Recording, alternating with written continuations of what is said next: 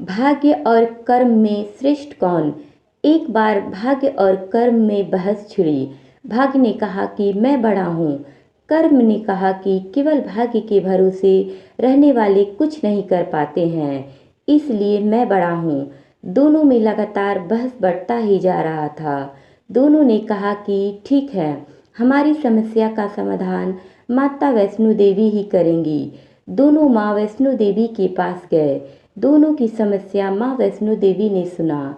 माता वैष्णो देवी ने दोनों को एक गुफा में भेज दिया और कहा कि आज की रात तुम दोनों को इसी गुफा में गुजारनी है।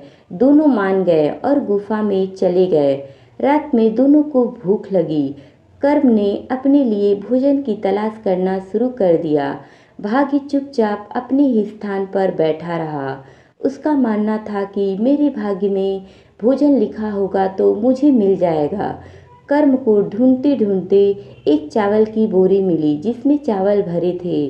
चावल के साथ साथ उसमें कंकड़ भी भरे थे। कर्म ने चावल पकाकर खाया और जो कंकड़ था उसने भाग्य को दे दिया। कुछ ही देर में वही कंकड़ हीरे में बदल गए। कर्म को बड़ा आश्चर्य हुआ कि ये कंकड़ हीरे में कैसे बदल गए। रात गुजारने के बाद दोनों माँ वैष्णो देवी के पास पहुँचे।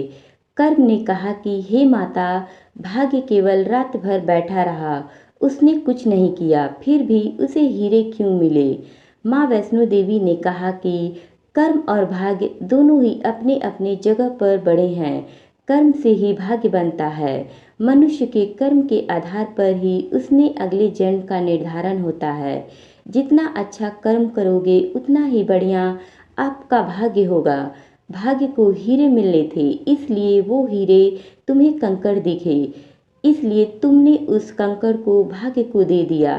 तुमने अपना कर्म किया, रात भर तुमने भोजन ढूंढा, इसलिए तुमको भोजन मिला। तुम दोनों अपनी अपनी जगह पर श्रेष्ठ हो। तुम दोनों में न कोई छोटा है और न कोई बड़ा है। कर्म और भाग्य दोनों माँ वैष्णो देवी के उत्तर से संतुष्ट हो गए। दोस्तों, कहानी अच्छी लगी तो लाइक करें, शेयर करें, कमेंट करें और चैनल को सब्सक्राइब करें। Thank you.